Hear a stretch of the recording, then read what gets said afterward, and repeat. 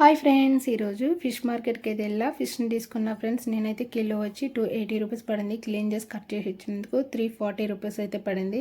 ఇప్పుడైతే ఇంటికి వచ్చి పొట్టలో ఉన్న కొవ్వు లాంటివి, పేగలు లాంటివి, నల్లది బ్లాక్ స్కిన్ లాంటివి ఇక్కడన్నీ క్లీన్ చేసుకొని తోముకొని బాగా శుభ్రంగా కడిగేసుకోవాలి. ఇక నీసు వాసన పోయేంత వరకు జిగిరి లేకుండా కడుక్కోవాలి, స్మెల్ రాకుండా.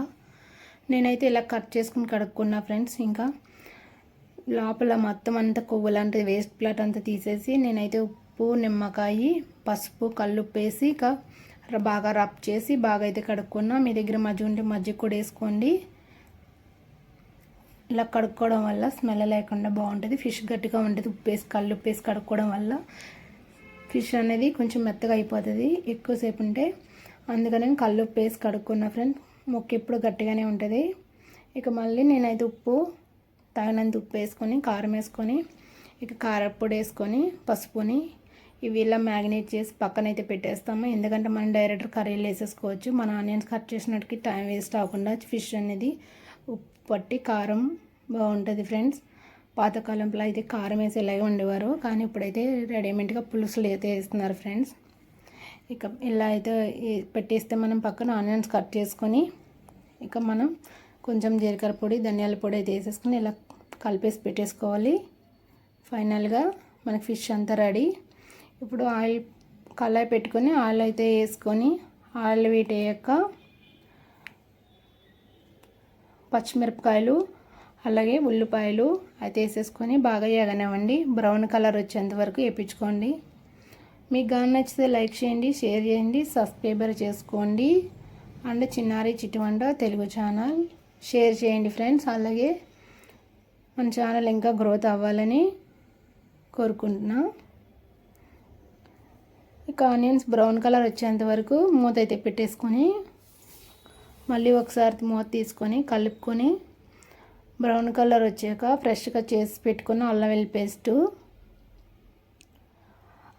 పేస్ట్ వేసుకొని 2 స్పూన్లు పచ్చివాసన పోయేంత వరకు అయితే వేయించుకోవాలి.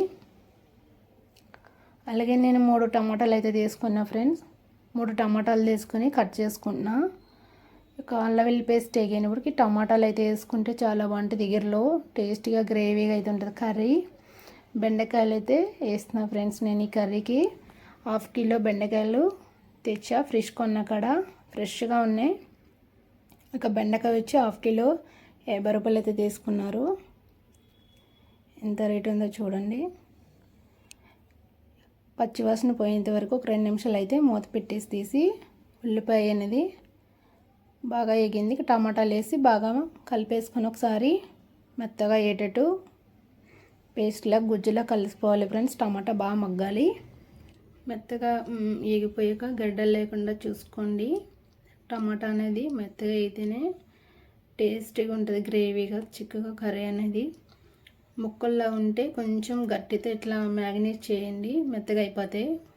మూత పెట్టండి 1 నిమిషం, బాగా మెత్తగా అయిపోద్ది వాటర్ వచ్చి.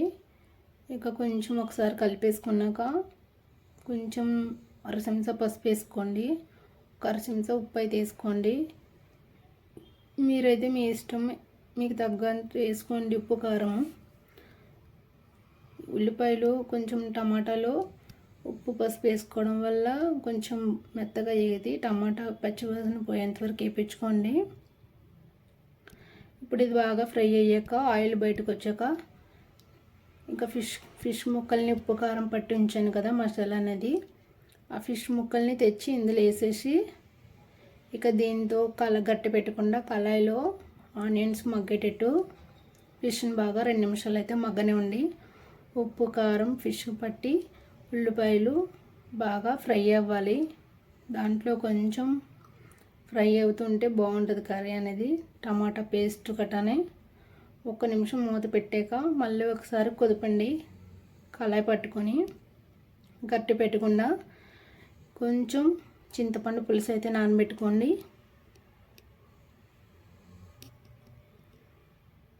చాలా బాగుంటుంది ఇంకా ఫిష్ కర్రీ అనేది. మీకు కానీ నచ్చితే లైక్ చేయండి, షేర్ చేయండి. ఇంకా ఫిష్ కర్రీ సూపర్ ఉంటుంది ఫ్రెండ్స్. అలాగే 3 సార్లు అయితే ఇలా అన్నాక బాగా ఆయిల్ పెట్టి ముక్క మగ్గాక అప్పుడు వేసుకోండి కొంచెం వాటరు. ఫిష్ అనేది ఎప్పుడు ఇడిపోకుండా ఉంటుంది ఫిష్ బాగా కుక్ అయ్యాక. ఇక ఇప్పుడైతే వాటర్ వేసేసుకొని తగినన్ని వాటర్ అయితే వేసేసుకోండి. బాగా ఒకసారి గట్టి పెట్టకుండా కదపండి. ముక్కలన్నీ బాగా మధ్యలోకి వచ్చేటట్టు కదుపుతూ ఉంటే గట్టి పెట్టకుండా బాగుంటుంది. ఫిష్ అనేది ఇడిపోకుండా ఉంటుంది ఫ్రెండ్స్. 1 నిమిషం మూత పెట్టేసి ఉడకనివ్వండి. ఇలా బుడగలు వచ్చాక అప్పుడు మనం లేత బెండకాయలు తీసుకున్నాం కదా, ఇవి ఇట్లా నిలువుగానే సైడ్ని 3 హోల్స్ అయితే పెట్టుకోండి. ఇలా నేను చూపించిన విధంగా బెండకాయలు ఉప్పు కారం వెళ్ళి చాలా టేస్టీగా ఉంటాయి.